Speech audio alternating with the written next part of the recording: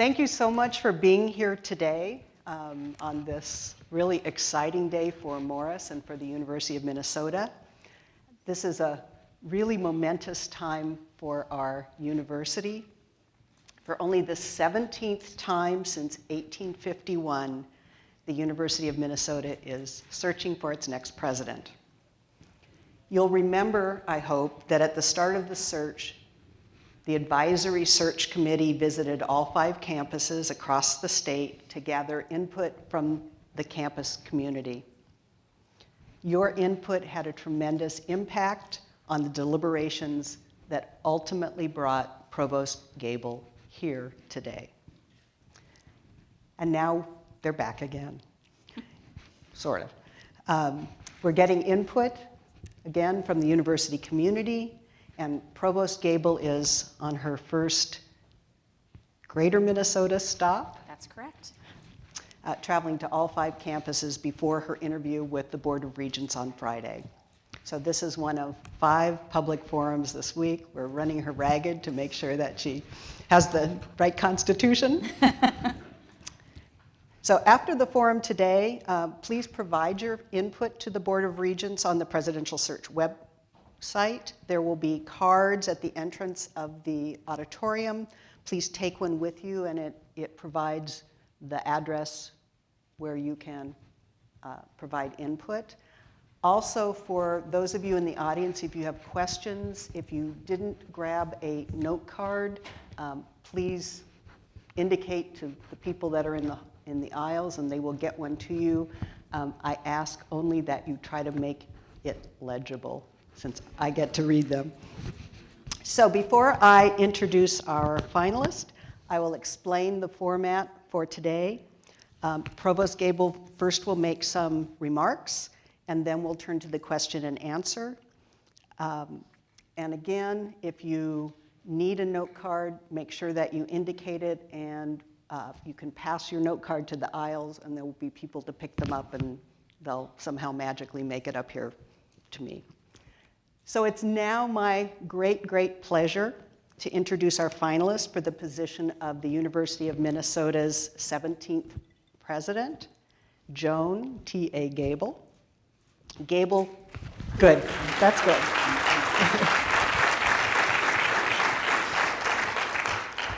Gabel currently serves as the Executive Vice President for Academic Affairs and Provost at the University of South Carolina, a position that she's held since 2015. She was previously the Dean of the University of Missouri's Trulaske College of Business, and prior to that, she held faculty and administrative positions at Florida State University and Georgia State University. Gabel earned her bachelor's degree in philosophy from Haverford College in Pennsylvania, so she's well familiar with small residential liberal arts colleges.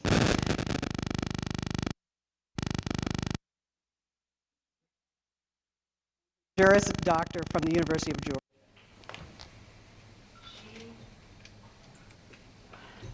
So I'm going to yell really loudly now.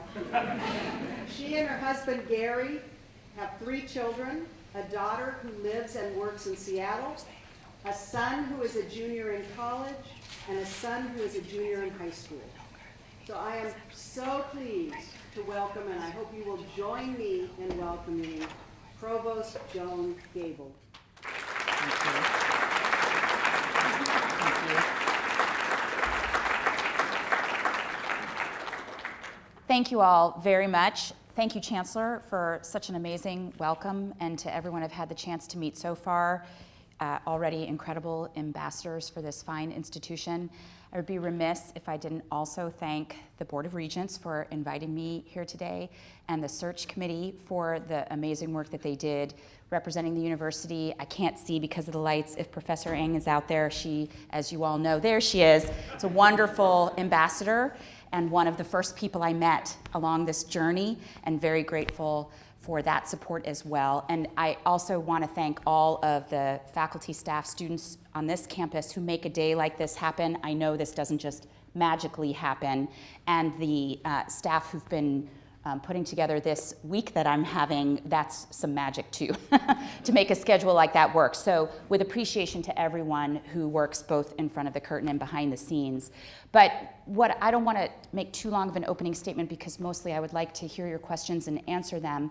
But what I want to tell you is, as the Chancellor said, this is exactly how I started my own educational journey, was in a community of thought where I was able to really explore the questions as they occurred to me with support from faculty and staff, with a mindset of how this would leave the walls to serve the community in an almost boundaryless way, certainly in the community of the state, even though it was a private institution, but what that meant for a global mindset in terms of how we could be our best selves, how we could pursue a life well lived, and the idea of how that happens here, how even though this is a young campus, it has this tremendous legacy and a real sense of self for what it means to be the type of institution that you are, what it means to be the type of institution that you want to become, and what that means for Greater Minnesota, the state of Minnesota, and the system, the University of Minnesota system, is something that I'm learning and eager to really fully understand so that we can work together to find full potential. There is so much to be proud of. Every single person I met from the earliest days, and of course all morning long, their affection and commitment comes off their skin. Their desire to do their best work on behalf of all the constituencies is deep and tangible, and you have to imagine for someone like me what that feels like to be in the company of is really exciting and well, it's just really pleasant. So I'm delighted to be here. I thank you for stopping your day to give me the chance to learn from you and to answer any questions that you have, and I'll turn it over to all of you so that we can start the conversation. Excellent. So I have a few questions to begin with to get us started. Okay, thank you. So let's begin with why we're all here. That is that we all value higher education, but yet in the national conversation, some people question what is the worth of investing in higher education. So can you talk a little bit about how you might respond? Were you asked that question? Oh, I've been asked that. That question is national. It is asked of every institution of every size, every mission, in every state, and private institutions as well. I think it's answered in slightly different ways, but at the end of the day, I think there are some transcendent attributes of higher education that we need to remind ourselves of on this campus and on any campus. And that is a layered thought about what it is that we do. And the layers are sort of objective and a little bit bottom line-ish, and then subjective and more mission-driven and purposeful. So from a bottom line point of view, you know, I after my liberal arts education, I ended up going into very applied fields, and through a very strange life journey became a dean of business, where I was surrounded by faculty, staff, students, alums, partners, board members who thought very much in data, and it influenced me. And if you look at the value of an education, literal value, meaning earning potential, and surveys that reflect life satisfaction, and compare those, there's no question of the bottom line value of an education. And we need to remind people of that fact. But I think also embedded in your question, if I may, is the conversation about liberal arts education and the fields reflected in liberal arts education. And I think I'm in a unique position to talk about how that can help your career go pretty well. And also to really look at where you see things trending. So let me give you a few examples. The Dean of Arts and Sciences at the University of South Carolina and the Dean of the Honors College there, who is himself a member of the English department faculty, just wrote an article for the local paper in South Carolina that looked at census data. I mean, you cannot get more two-dimensional than census data at salaries of people with liberal arts educations and how they may not be the same at the start, but how they catch up in very short order. And when you look at a lifetime, that is, I think, the important measure. But also things like there's something that recently came out at Amazon called Project Aristotle. Is anyone familiar with that? I'm looking to a few nodding heads, where they did an analysis of their own workforce and looked at who was accelerating faster through promotions and other types of leadership opportunities, and discerned that there was a disproportionate number of their employees who had skills that might sound very familiar to you: critical thinking, strong communication skills, high integrity, ability to think outside of the box, comfort with uncertainty, and ability to contextualize. I think this is probably a set of outcomes, competencies in which there is distinct investment and commitment on this campus. A sense of social justice, a sense of community, were all parts of what Project Aristotle revealed. And then the last one I'll point out, which is probably an audience that I don't know how often gets discussed here, but the U.S. Chamber, which is a very conservative group based in D.C. of CEOs primarily, did a study on what CEOs think is the talent gap in executive, pre-executive leadership track talent, and it was exactly the same list: communication skills, ability to think critically, et cetera, et cetera. And so, of course, all of us who are either day-to-day working in the liberal arts or who believe in liberal arts education, higher education in general, we're thinking, well, yeah, of course. So it gives us optimism that this, the tension and pressure will swing back around and people will recognize higher education for the tremendous value contribution that it makes. So can you talk to us a little bit about your experience with systems? We're part of a system, but we're very different from the Twin Cities and indeed from each of the other campuses. Yes, I would be delighted to. So my work today is in a system. The University of South Carolina is an 8-campus system. It is not the land grant. That's actually Clemson University, if you're familiar. So Clemson has the extension offices, but does not have a multi-campus system. South Carolina has the multi-campus system. So in some ways, if you think of the broad context of land grant multi-campus system mission, that's divided a little bit between the two universities. At the University of Missouri, where I was Dean of Business, that is both land grant and multi-campus. So I've some experience with a system that on paper looks very much like the one here in Minnesota. But there is a fair bit of difference in every system, as you might imagine. They are not all the same.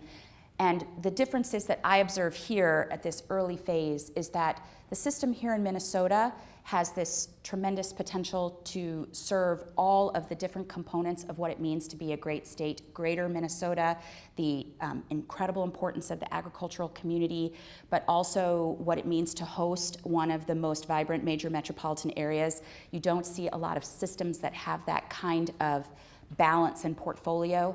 But another really amazing attribute of this system that I've observed is that each of the campuses also have their own distinct mission that fits well together, that creates synergy as opposed to tension. That doesn't mean that there isn't work to do. I think there are some opportunities that would be tremendous to talk about. We've started those conversations already. But the idea that there isn't confusion about where the campuses, each in their own way, want to serve the state and where they see their mission driving them and how that can fit together, in my observation, is pretty unique to the greater University of Minnesota. Will you share your views on the public purpose that public institutions of higher learning serve in sustaining democracy? Oh, I would love to talk about that. So, is Sherry here from earlier today? There she is. So, yes, I'm going to tell the exact same story I told yesterday. She's nodding at me, so I guess I'm going to take that as an endorsement. But so I met with faculty from the different representative senates yesterday, and so some of this is my answer comes by virtue of the work that I do and the fact that I have the luxury of seeing in very tangible ways how working in public university environments, particularly those that have a statewide mission and that serve a state, and particularly those that are public, but really not exclusively, but thinking about how it changes lives, how it elevates communities, how it elevates a state. But also, one of the things and one of the ways that I think about this is from my own education and what I've studied and learned and how that, of course, influences me in the way that I think. And so I gave a talk a couple of years ago that was a 2-hour talk. And I'm not going to spend, everyone sort of leans back when I say that, but we'll do 2 minutes on it maybe to talk about the idea of why higher education in a more social philosophy, political philosophy sense of how we would think about that. Because if you go all the way back to the ancients and read about what it meant to form an organized society, there was very clear analysis of the fact that citizens of an organized society needed to be learned in order to appreciate why they were making the sacrifices and trade-offs that an organized society requires. So if you're going to agree to follow rules and therefore not be able to do everything you might want to do, you should understand that choice so that you can contribute positively and be part of an ongoing discussion. Of course, today that would be something like voting and expressing voice in all the different ways that we are have the ability to. And in order to do that requires an education in more than skills. It requires competencies, it requires thought, it requires discernment, it requires critical thinking, contextualization, social awareness, and commitment. Things that I know come up off the page when you look at an institution like this. And so now we find ourselves today where the organized society in which we function is it's challenging. And it has been challenging before. We're in today's iteration of those challenges, and they are distinct and intense. And the irony of the time we find ourselves in is that these challenges include a challenge to us as educators, a challenge to us as those who've given our careers to the institution as faculty or staff, even a challenge to our students who are being asked, should you really give up those years of your life? Should you really pay that tuition? And we can make the case all we want for how it will get you a better job, and we can prove that. I mean, that's pretty distinct. But we also should remember how we can advocate for how we become a better society by virtue of education, and how the mission of making that accessible as public institutions is cornerstone to making sure everyone has that opportunity. So that was probably longer than 2 minutes, but it was not 2 hours, so I will I'll stop there. What is the last book that you read for pleasure, not related to your job or research? I don't get to do that very often. Let me think about that. I remember what it was now. My husband's going to laugh at this. I'll have to tell him the story later. But it was called Waiting for Snow in Havana. The snow part being the funny part, at least to me. Because you all may not know, but it's past now, but a winter storm went through the Carolinas. So I left the bad weather to come here where it's beautiful outside. So I think there's a good irony in that. But Waiting for Snow I had the amazing opportunity to do some work in Cuba last year at the University of Cienfuegos, and then over the summer took my father, who is getting on, had wanted to see Cuba, so my sisters and I were able to take him there. So in short order, after we've had no opportunity to explore this amazing place, was able to go there twice, both in the work, wearing the work hat and wearing the straight tourist hat, which I very rarely get to do. And it's hard to learn about Cuba from the Cuban perspective, just by virtue of how closed the market and country and therefore culture has been. We know the history from our point of view, but it's very hard to get it from theirs. And so Waiting for Snow in Havana was written by Carlos Yeri, I believe is his last name, and he's on the faculty at Yale, I believe, and he was one of the children whose families sent them on their own to Miami and stayed behind until they could come out. And he grew up with great privilege, and then had this fundamental disruption to his understanding of life in general and how he navigated through that. I highly recommend it. It was, I was almost hesitant to pick it because it was a little bit of work, because I'd been there working and wanted to be a better partner, try to develop some understanding, but it was an absolute pleasure to read it. So Waiting for Snow in Havana, and the publisher can send the royalties to, no, I'm just kidding. the University of Minnesota. That's right. Morris.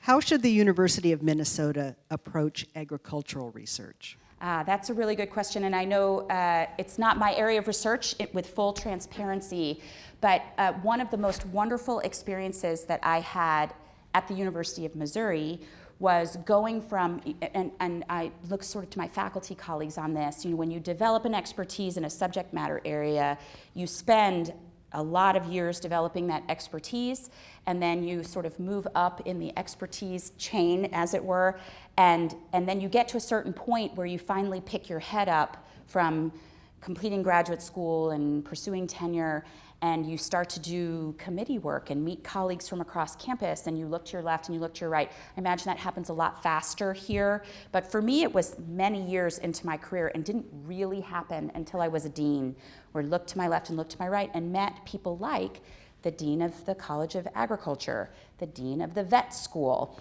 faculty from engineering, faculty from the law school, and some branches that you may not expect, and at Mizzou, very strong journalism school. So, and looked at how that can pull together in terms of subject matter expertise across the faculty, entrepreneurial opportunities, partners with the state, partners with individuals in the state, institutions in the state, companies in the state, and how we could work together to serve and then fulfill the fundamental mission of a land-grant institution, which is to bring your know-how to every corner of the state.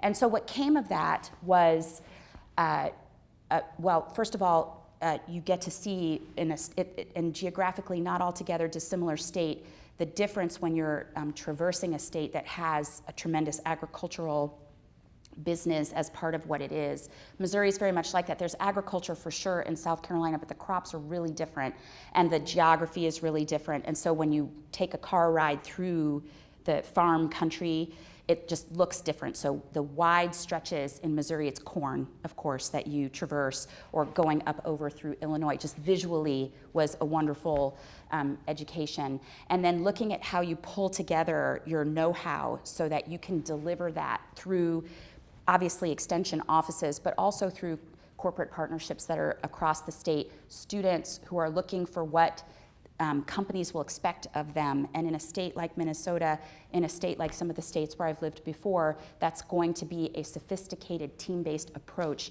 to how to create the next generation of opportunity in the food we eat, and what that means right here and what that means globally. And so that was wonderful, one of the most horizon expanding experiences that I had just for myself personally, but also in my leadership development. So can you talk a little bit about, I'm combining a couple of questions, Please. which are similar questions, about the role of the liberal arts in the University of Minnesota system, and in particular, how do you see yourself serving our particular focus on liberal arts here at Morris? Yeah, I will, in the interest of transparency, say this is still part of my own education about the system, so I don't want to get ahead of my skis, as we say, but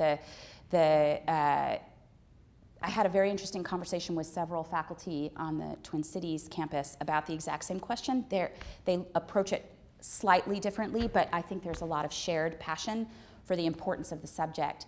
I think the commitment that a university like the University of Minnesota makes on every campus, and particularly with the advantage of its systemness, is to prepare students for a life well lived.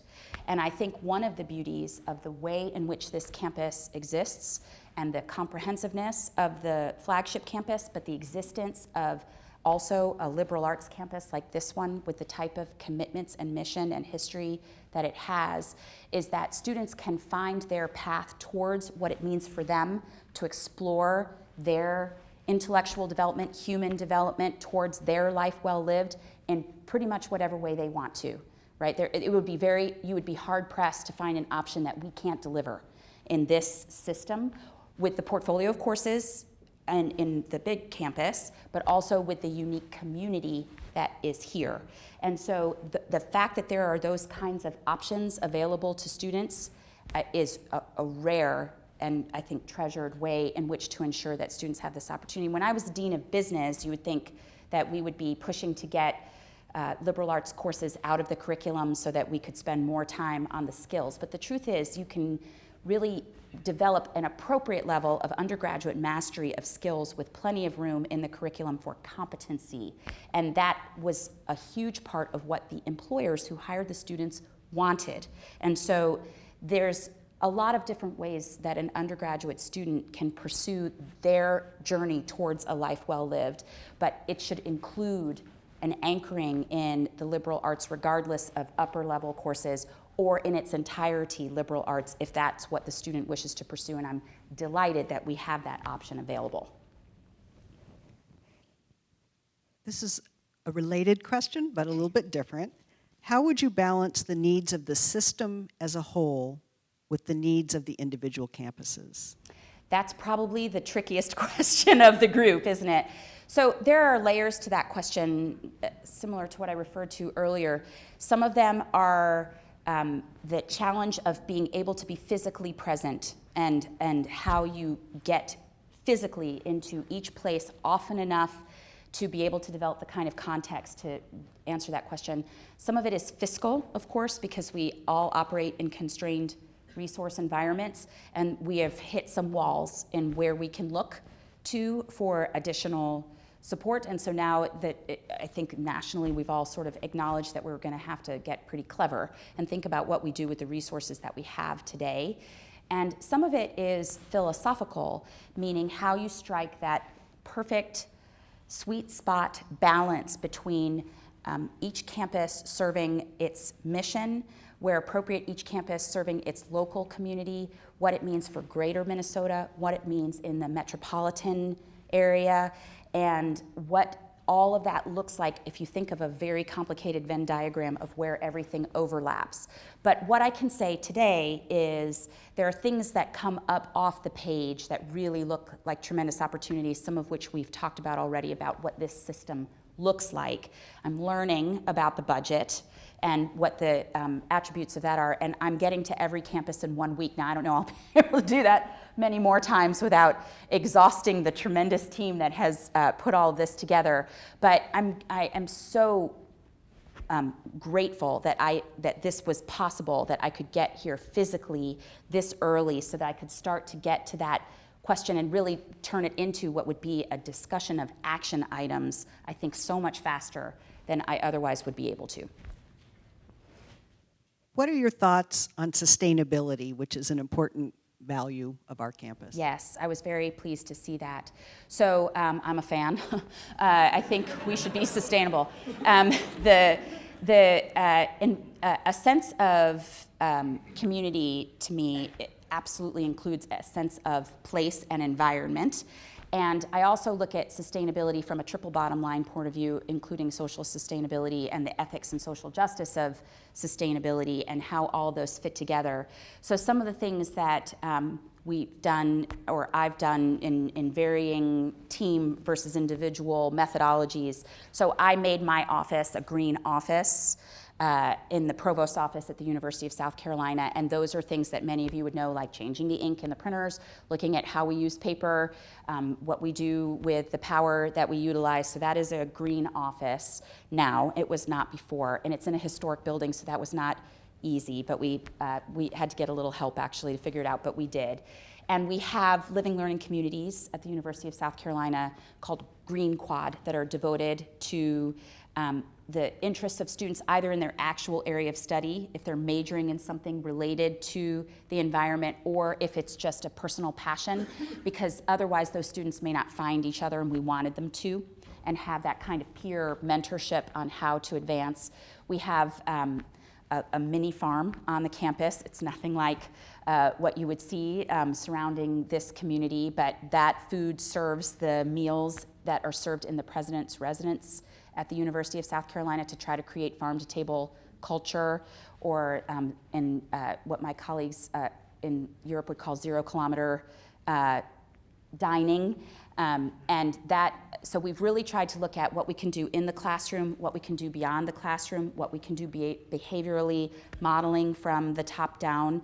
and what we can do to bring people together in the ways that they might not organically find each other, like through a living, learning community. One of the issues that is prevalent on college campuses today has to do with hate speech, incivility, people not being able to have true dialogue with each other. Could you talk a little bit about how you might approach these issues? Yes, and unfortunately, this is something that I have had to approach, we have had to approach before, and I'm not sure any campus has been able to avoid over recently and also over a long period of time. I had a very interesting experience that I talked about yesterday, where I went to a conference and a lawyer from another institution that had had a pretty, a really terrible incident on campus talked about a discovery they made in the process of trying to find the resolution, because the lawyer, and I am one too, made the starting point that a lot of people do, which is, but the First Amendment, with the message being because it is legally protected to express opinions are when they are painful, even when they affect other people so profoundly and cause so much disruption and hurt, are part of an overall perspective on social justice, in that everyone should be able to express, and if you chill that for anyone, you risk chilling it for everyone, and then you put the period there and you expect everyone to nod their head and say, therefore, you should feel better, and you should feel safe, and you should feel a sense of belonging because the Constitution says so. And I believe in the First Amendment, but I also, and what he pointed out was that the stopping there, putting the period there, is not only not the way to handle the situation, but it's a lost opportunity for healing. So there are limits to what we can do legally that we are struggling with, because we want to be able to have consequences for some of the actions that do not cross the legal line, that are simply not available to us. And that is a source of tremendous frustration, because it's a terrible thing to do, and you want to be able to punish it in the way that it inspires. But that's a non-starter. So what do you do instead is where we've been moving towards. First of all, in terms of trying to do everything we can to prevent, to create awareness, so that people understand that things that they thought were just a joke are harmful and painful and create terrible legacies that then have long-standing reparations that sometimes are never complete.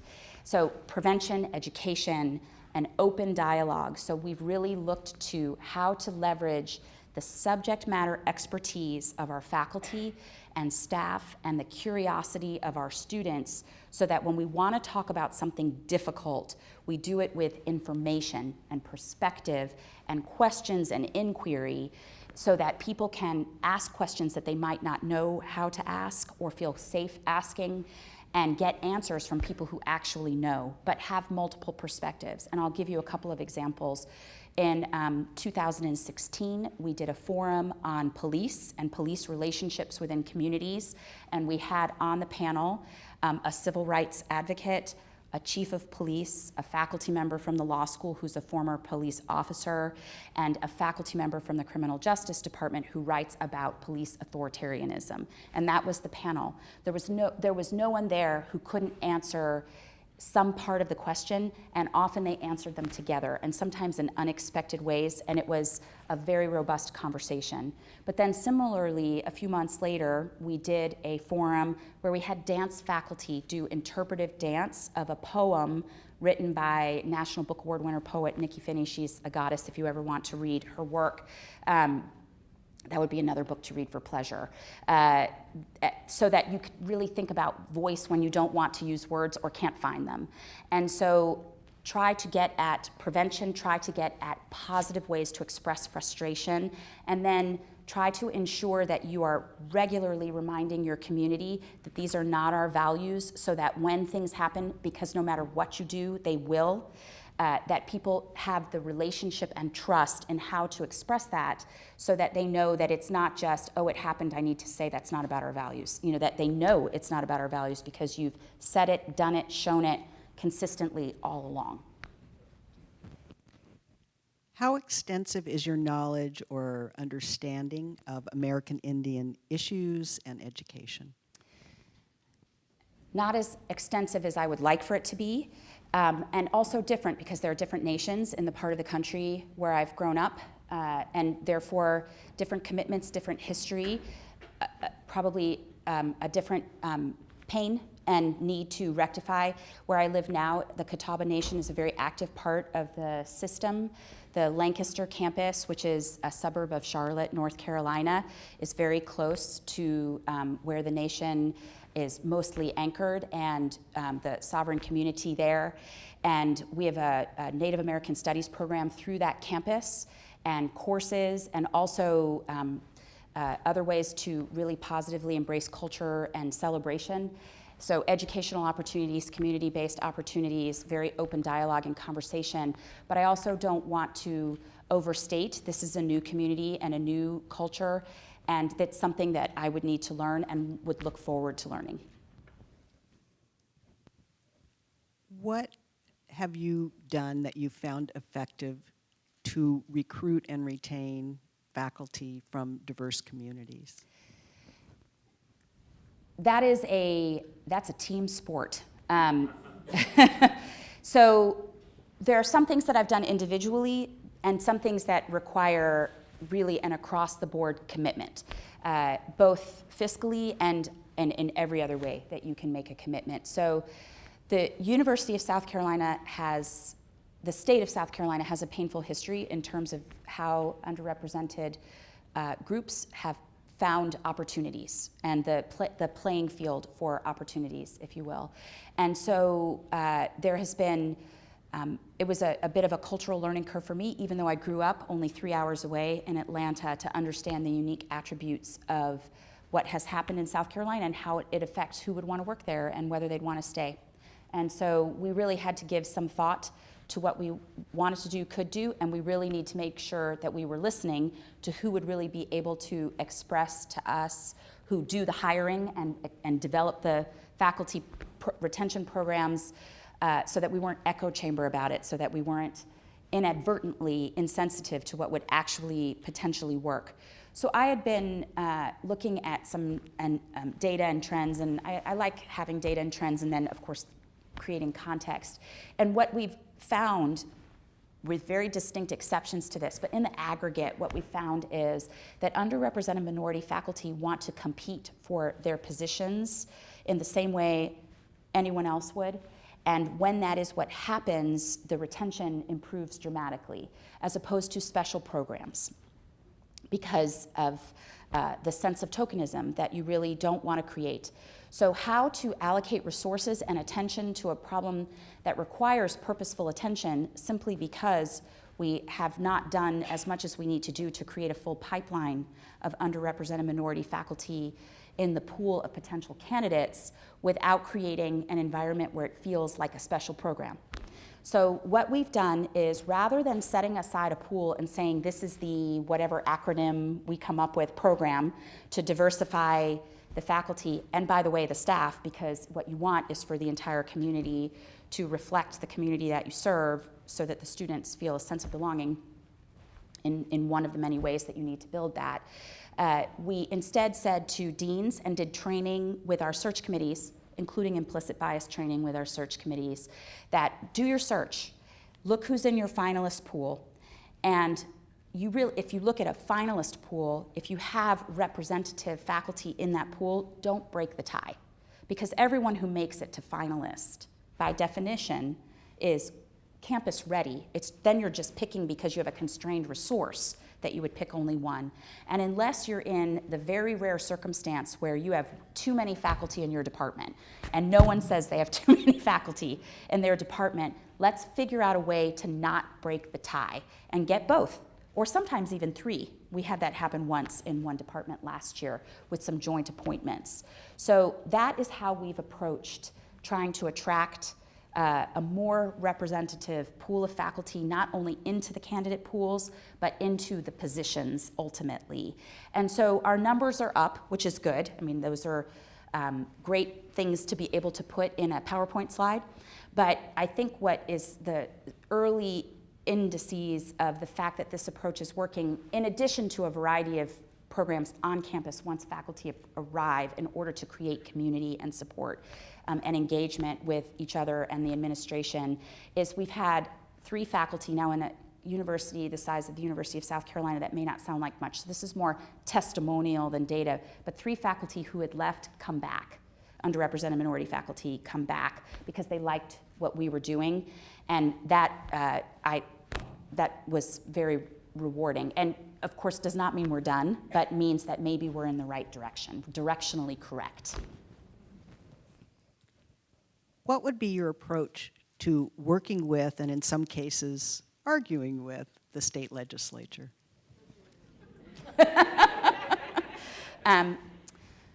I never argue, I persuade.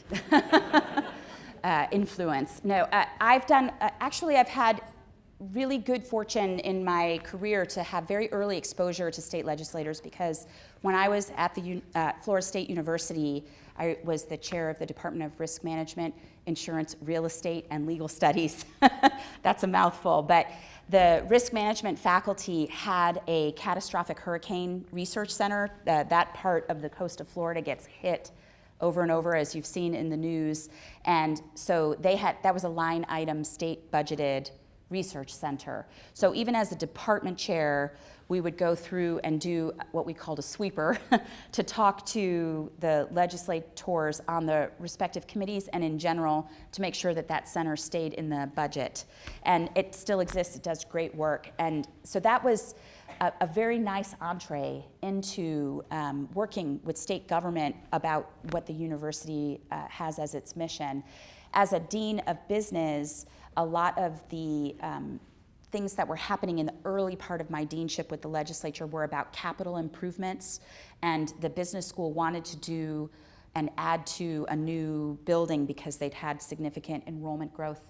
And there's a law in Missouri that if you raise half the money for a capital project and there's sufficient revenue in the state budget, they will match the other half. So the law passed while I was there, and I and the board of the College of Business and our development team and the faculty, staff, and students pulled together and said we want to be the first project under that law. So we did a very fast campaign to raise half of that money, and then worked the legislature very hard, which they funded, but I have to admit, in the interest of transparency, I have to think it's 5 years later, and they've done the picture with the hard hat and the shovel, but they haven't actually built the building yet. So these things move slowly. So that was a big legislative push. And then, of course, now in Columbia, South Carolina, the Capitol is directly across the street.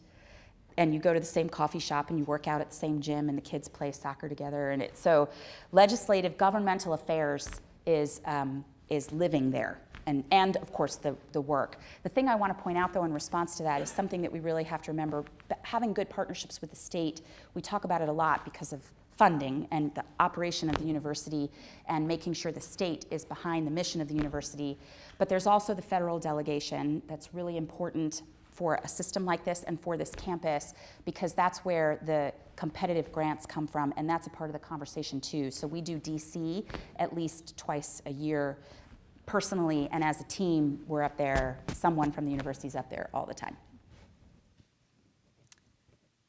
The demographics of Minnesota and, of course, the country as a whole are changing, both in terms of the number and the ethnic makeup and the socioeconomic makeup of recent high school graduates.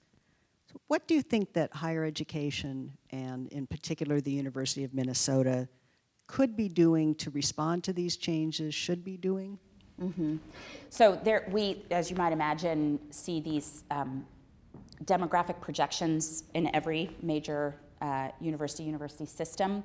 The demographic changes here in the state of Minnesota, in the Twin Cities, and then across greater Minnesota reflect the national trends in terms of who's here and who we serve and what that means for educational needs. So what you're starting to see in campuses, and I think this is actually one of the ways in which being a system is particularly positive, is it's not just things like English as a second language, which are sort of obvious, but it's also things like making sure the faculty are aware of the particular needs of first-generation students, particularly aware of the stressors of students who come to the university. Fiscally challenged is much more than paying a tuition bill. It's also the obligations at home that they're not fulfilling. And we're getting, I think, just smarter about the needs of our students and the stress that this is causing and what that does in terms of mental health in general and a sense of safety and security so that you can create a positive learning environment. And where this is starting to translate is a lot of change on campus in terms of resources and support targeted to the unique needs of the students. I think there's a real openness amongst faculty to identify so that students can see themselves. Things like being first generation is not visibly, it's not a visually obvious thing. So at South Carolina, and I can't take credit for this idea, but I was so delighted, one of the vice provosts in my office sent out an email and said, if you're first generation and you're willing, will you wear a pin? And so nobody had to, but everyone, I mean, people, and then the faculty on their own developed a pin. I'm not first generation, but how can I help you type of pin? And that's been wonderful. And then also it very much changes the conversation about how you do recruiting at the high school level and how you do engagement at the community level, middle school, elementary school, to try and provide services in the way that we can as institutions in our communities, through our extension offices, through our research, but also how you can demystify higher education for people who may not be exposed to it in the way we would have seen before we started to see these demographic shifts, so that when they get here and we can take care of them and then help them in their own journey in the way that we've been talking about. So these next two questions are related. Okay. The first is you would be new to Minnesota. Yes. So tell us how you would get what Minnesota is, how you will learn about being a Minnesotan. And then the related question is, how do you end this sentence? Duck, duck. Okay. I'm starting with that one because you don't know me very well yet, but I do my homework, and that was the first question that I had received that I didn't know the answer to, and it made me crazy. So, duck, duck, gray duck. Thank you. Thank you for letting me fix that. I feel so much better now. Okay, so I am new to Minnesota, and I do not want to come in and say, I got y'all figured out, everything's fine. But I do have cousins who live here in the Twin Cities, and I have a branch of one of our oldest, deepest family friends, my children call them aunt and uncle, even though we're not related by blood, who live here in Minnesota. So I have spent time here. I have my family members who live here moved here about 15 years ago, and they are what our social scientists would call part of the sticky trend, that when you come here, you fall in love and you stay and you stick. And they are converts, right, and tremendous advocates for life here, and they go all over the state, take these weekend trips and pictures on social media, and so I am looking forward to getting it and seeing. We moved a lot when I was a kid.